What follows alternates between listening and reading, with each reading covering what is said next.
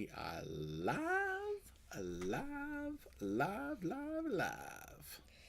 We made it.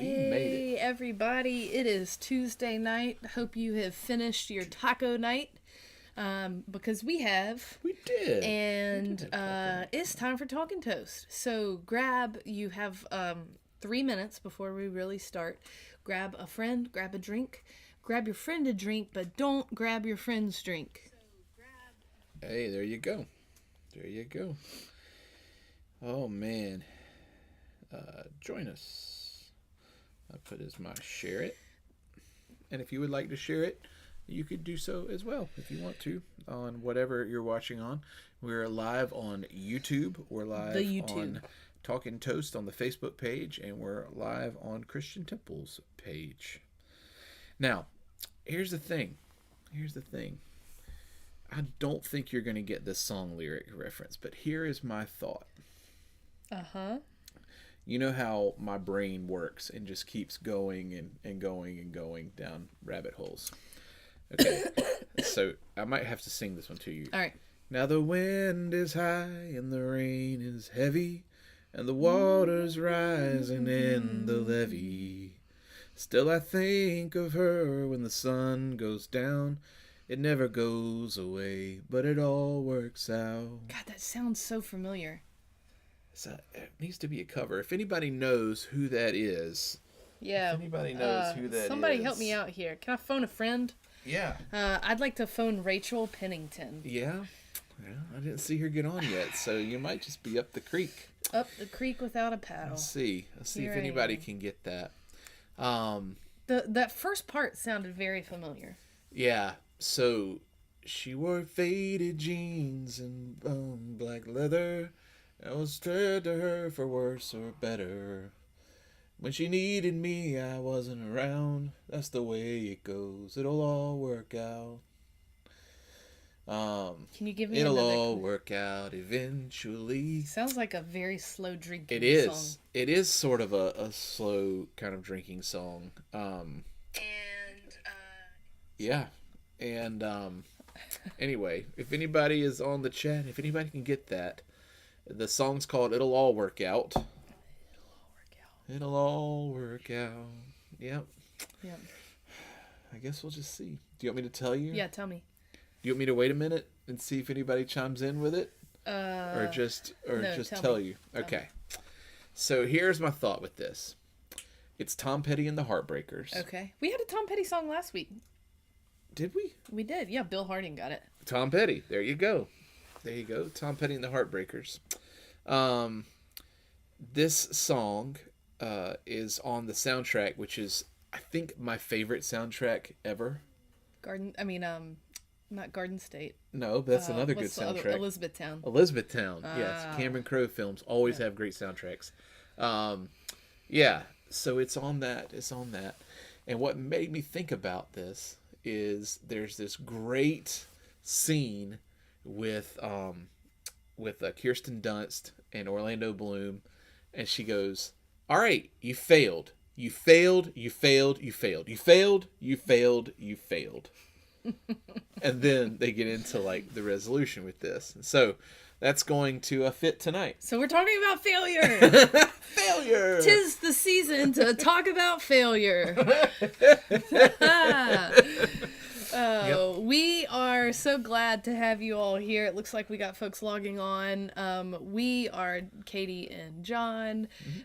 This is Talking Toast. Talking Toast is a time when we come together with you and dialogue about what's going on in our world right now, which we have a lot to talk about. What is going on kind of in our thoughts about sermon on Sunday and spirituality and how to make sense of the world in light of all of that. So we draw back the curtain on our creative process and invite you into that. That's right. We invite you into that to make the sermon moment more of a conversation than a monologue. That's right. So we hope that you'll kind of chime in tonight and contribute. And this is going to fit better later on in the program, but you also get to see how it evolves. I can't think of any one time whenever what we've talked about has ended up exactly how we've talked about it in No. the final process. Yeah. So it's kind of cool. But nothing is wasted. Nothing is wasted. Nothing is wasted. Absolutely. Well, friends, this is Talking Toast. We start every single Talking Toast by asking the same question. And we want to ask it tonight. And if you would like to participate in this, just use your digits. You can use your Siri, whatever, and talk it out.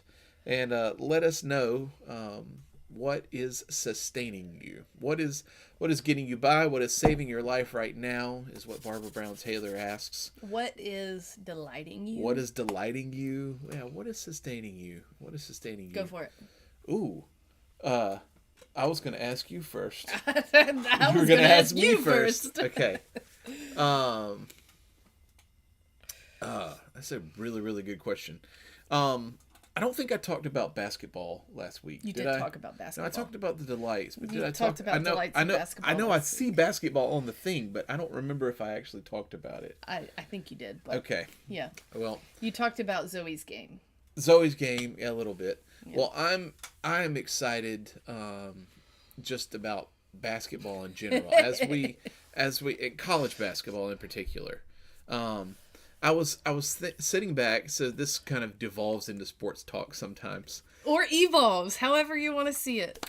And the big news all week long that was like on all the sports message boards and on all the like talk shows That you listen to and read.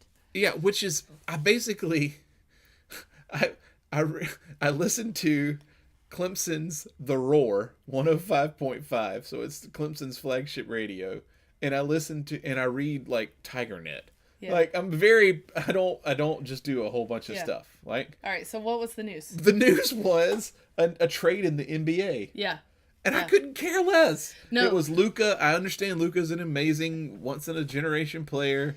And he got traded for Anthony Davis, who's 6 years older than him. Yeah. But most importantly, the Indiana Fever are making some moves in women's professional basketball. Yeah.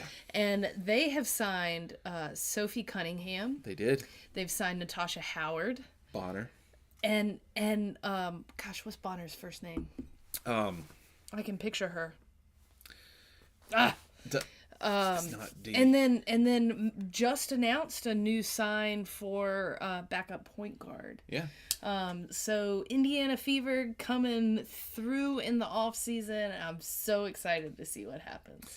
Well, I don't mean to rain on your parade, but what I was going to say is this is college basketball season, and I could not care less about professional basketball right now. In the summertime, I love the WNBA. Mm-hmm. Don't get me wrong. But right now, NBA, I don't care. I don't care. I don't about have NBA. any like. Nobody cares about men's basketball. But college basketball to me is just, you know what you talk about with women's soccer. Yeah. It's a purer form of the sport. Yeah. College basketball to me, on both men's and women's, is just like a pure form of the sport, and I love it. It is. So yeah, and when March rolls around, that's just like the best. Oh man, so, just leave that in our notes for the thing that is delighting you. Yeah, until April. Yeah, there you go. Yeah. There we go. Yeah, it's good stuff. I hope my team makes it to April. We'll see what happens. Nice. All right, Katie, what is sustaining you? What is delighting you? We have had really good creative conversations. And I think that it has begun with a move we made last week that was oddly liberating. Just with all the things happening and you know, looks around at all of the things. We deleted work email off of our phones. Yeah. And that is like created space. Yeah. That I think we have been able to be more creative and be more free in some ways to think and process when we're on our own time. Yeah. And not only that, but I feel like it's really allowed me I would go all day long and just kind of check and check and check, Yeah. even whenever I was like at work. You know what I mean? I would be checking and checking and checking, and then with this, like narrowing it down to I'm going to check it this time and at this time, on this device, on this specific device. It allows me to be like super focused and really intentional and like present. and present. Yeah. And it's just this. I know that It's sounds been like a great. small thing. Yeah. Rob Bell talks about turning the knobs. Yeah. Like this is, we've got our setups, all these different things in life, and it's part of life, and we're learning. But sometimes we need to adjust the knobs. We adjusted some knobs. And we adjusted some knobs. But it made space for some creativity that I wasn't expecting. And shout out, I think Rachel Pennington is on here, but shout out to Rachel for listening to one of my ideas and saying like, yeah, I think I'll go with you on this. So stay tuned for some exciting announcements coming. And Jim Keat. Yeah. So Rachel Pennington, myself, and Jim Keat are cooking up something fun that's going to happen in a few weeks. Yep. But stay tuned for more information on it. It'll be right here on Talking Toast page. Yep. So stay tuned.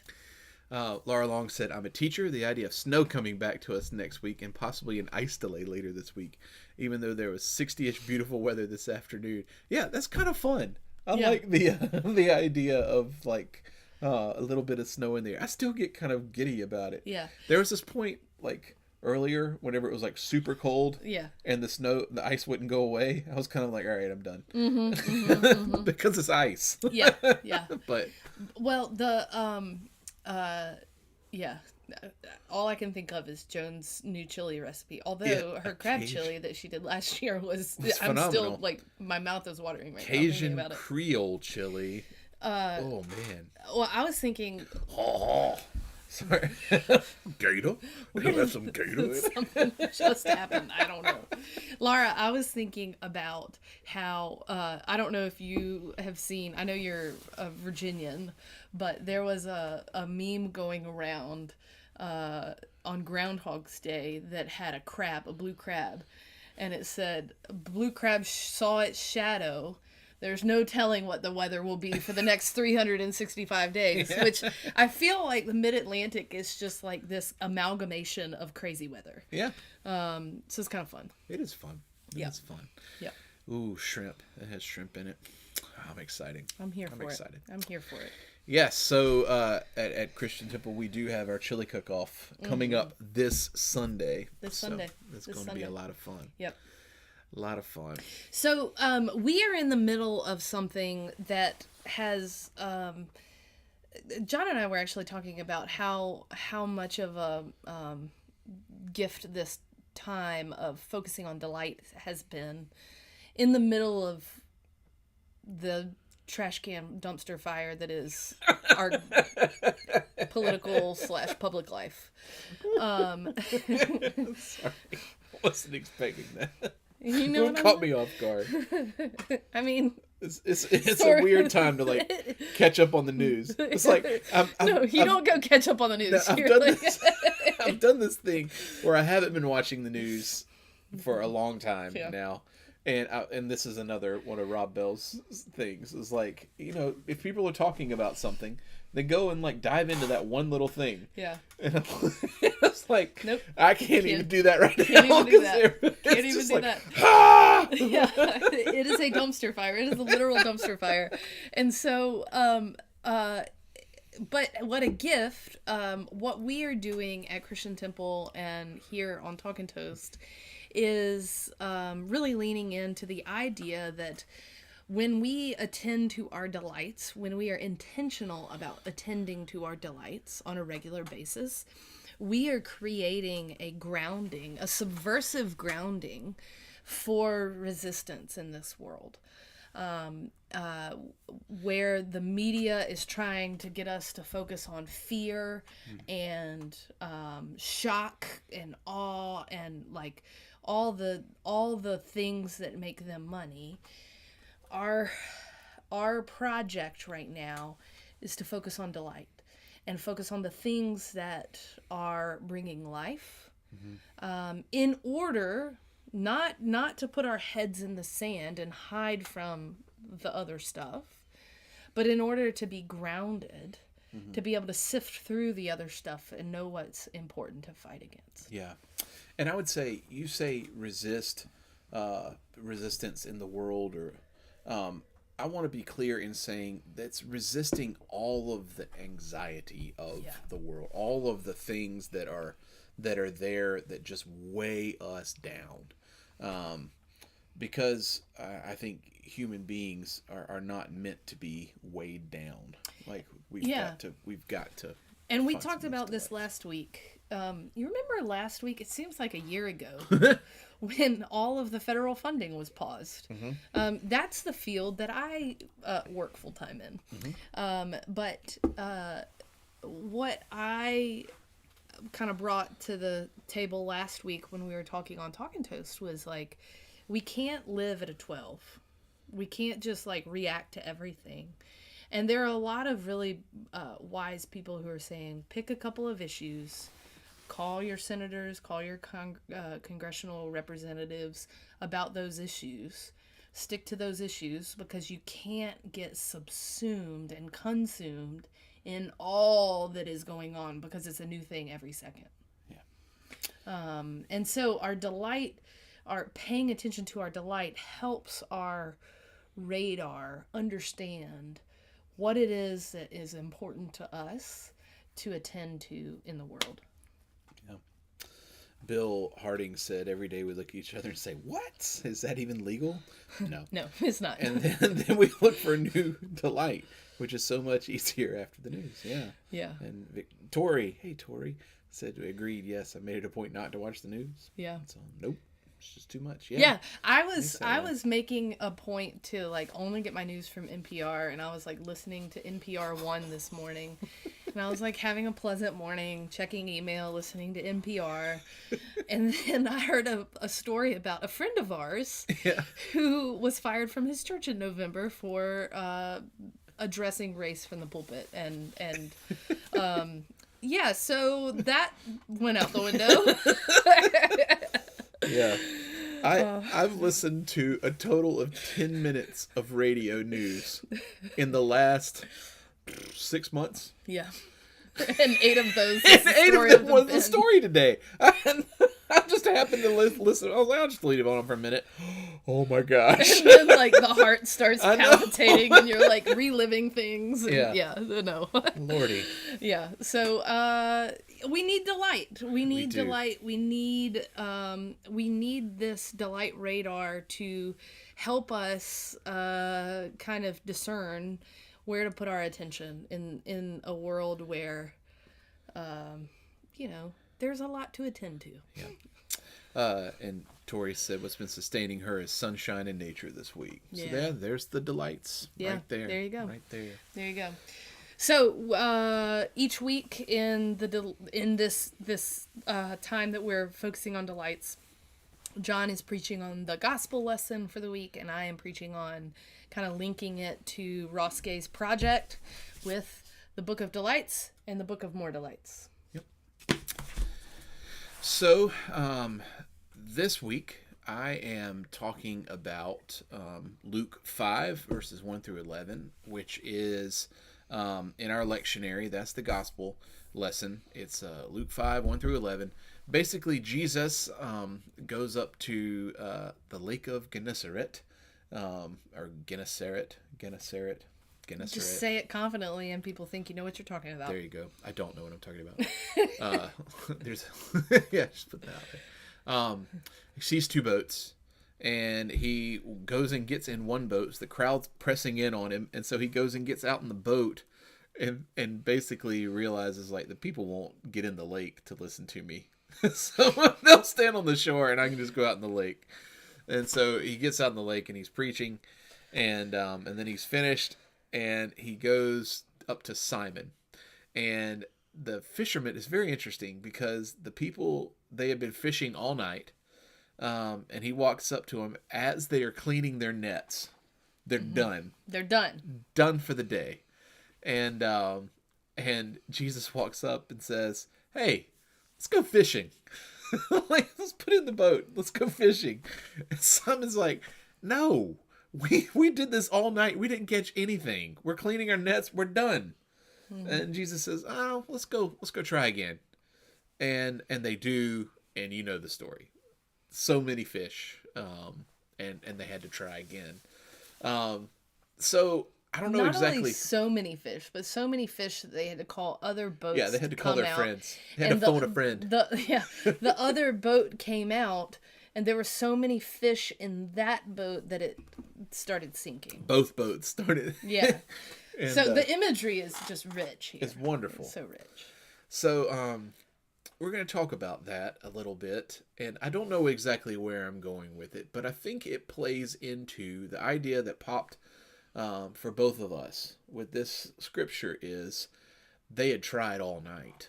Like they had been fishing, they're worn out, they had tried and failed and tried and failed and tried and failed.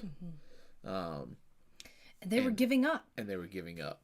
And it was like, no, we're going to need to try one more time. So Julia said, I wouldn't care who it was. Do not approach me, especially with some goofy stuff when I get off work. Amen. Amen. I love it. Yes. Have you seen that? That's the kind of attitude I need.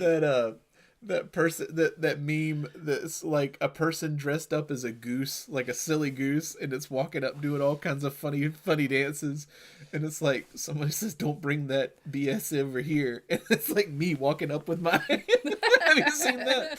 No, I've seen iterations of it, but yes, that is exactly what happens here. Yep. So anyway, I love that. So yeah. They try again. So, but the thing that sticks out is the failure, and then giving it another shot. So I think that goes well with the Delightful Church Project, in that it takes some time. This whole process of finding delight. Yeah. It's not like it just. It's not like one night you decide to look for delights and then you're able to find them. All of a sudden. It is a practice. Uh-huh. And by that, I mean you are learning to get better at it. Right. And so, when we've been kind of tossing around this idea of talking about the fishermen who had fished all night, and Jesus comes along with his silly goose outfit on and says, like, let's go fishing again. When we were talking about that, we were talking about how a delightful church, a delightful community, is a community that can honor and accept failure, that knows that failure is something that is essential for the growing process. And as we've been kind of knocking it around, that if failure is essential, then perhaps there's no such thing as failure, only learning. And so I was thinking about this in terms of Ross Gay's work. And the Book of Delights is written as a book of essays. Did you know, if you've read any of the Book of Delights, the first one, he refers to this a little bit, but the word essay comes from the French word essayer, which means to attempt, to try. Not to master, to try. And so there is kind of baked into this project a recognition that all we're doing is trying. Mm-hmm. Failure is just learning, and we're learning. And failure is part of it. I think one of the phrases that came up tonight whenever we were talking about this was, there's that old failure is not an option. Yeah. It's like, right, it's not an option. It's gonna happen. Right. It's part of it. It's part of it. So I was thinking about some... I actually was kind of late coming down here because I was like looking through my notes from my class with Ross. And I had a poetry class with Ross Gay. And this was, I guess 3 years ago now. I don't know how long, 2 years ago, I guess it was. I don't know. Time flies. It's been more than a week. It's been more than a week. It was just a few days ago. I don't know. But I was thinking about one of the things he had us do, he had us write a ton. And so I was just looking through some of the stuff that I wrote for his class. And he gave us a prompt to write about a dream, some kind of dream. And this is what I wrote about the dream. If you can see it, it's just kind of, a couple paragraphs about a dream. It's actually a funny dream.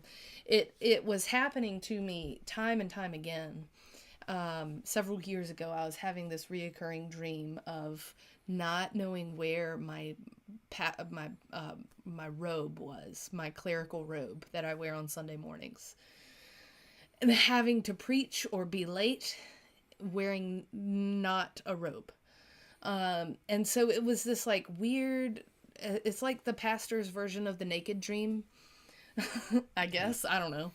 Although I've had the naked dream so many times. There's that too. So this was the first one.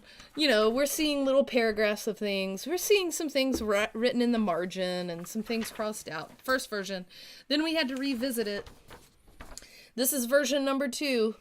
We're starting to look like a little bit of poetry here. In fact, I have here a stanza, "The dream crossed out nightmare." The Sunday morning rush made faster by a missing robe, looking in all the usual spaces. Anyway, so it started turning into a poem, but not quite. This is try number 3, attempt number 3. We have markings out, we have marginal notes, we have all that good stuff. Attempt number 4, a little bit nicer. Still some marking out, still some marginal notes, still some, stars and arrows and crossing outs and all of that good stuff. And then finally, this was the final piece that I read in our public reading. Typed up, still with a few marks on it, notes for myself. But I show all of that to say I went into that class not a poet. I left still not a poet. But I tried. Some people could look on and say I failed, maybe, but I learned. And none of this was wasted. This was an experience that I carry with me. And remember, as this was a process. Everything, our learning process is a process. Now, that's not to say that things that happen to us are caused with some divine lesson embedded in them. No, not at all. Not saying that at all. But I am saying that failure can be reframed as learning. And somebody who is attending to delight and trying to create intentional communities of delight is going to recognize that failure is just a part of it. Yeah, absolutely. Yeah. If you're not failing, you're not trying. Exactly. Right. Exactly. And which makes me think about this poem that I wrote. Also not perfectly written. But it makes me think about this poem that I wrote about a pelican. During that class. You going to read it for us? Yeah, I'm going to read it. Can I read it? Please. Is that okay? And Bill, just to say that, we'll come back to your comment, Bill. That's really good. Go ahead, Katie. 18 tries. Somewhere along the way, I learned that it takes a pelican 18 dips into the water to actually catch a fish. Surely 18 is just an average, but 18. What does the bird think the 17 times it misses? Not delight, probably. I remember standing on the beach watching the pelicans, wondering, is this going to be number 18? Delight.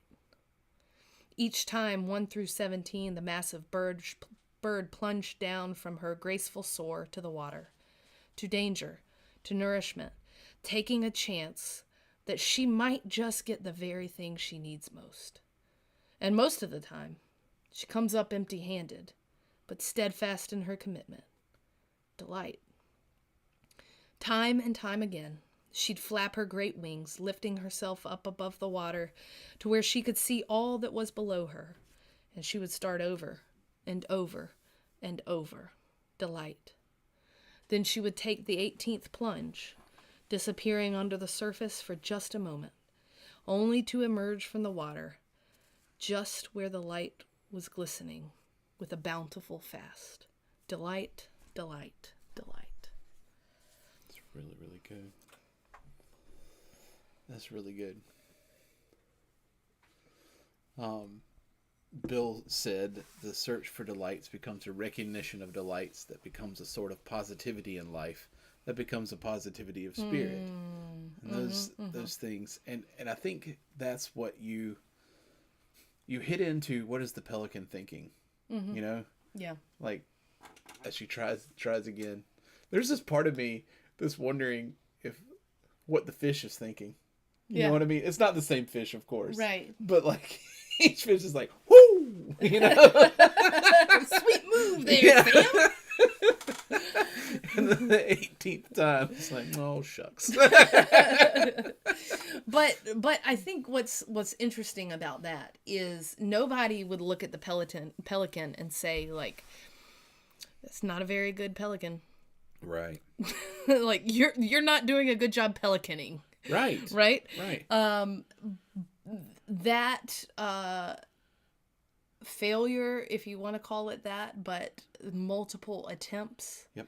an abundance of attempts, is baked into what it means to be a pelican. That's exactly right. And if it is so with pelicans, if it is so with the different trees that drop the birch trees. millions Yes. and millions of seeds, Yeah. if it is so with all that is around us, why is it not with us? Yeah. Absolutely. Absolutely. We got to keep trying. Keep trying.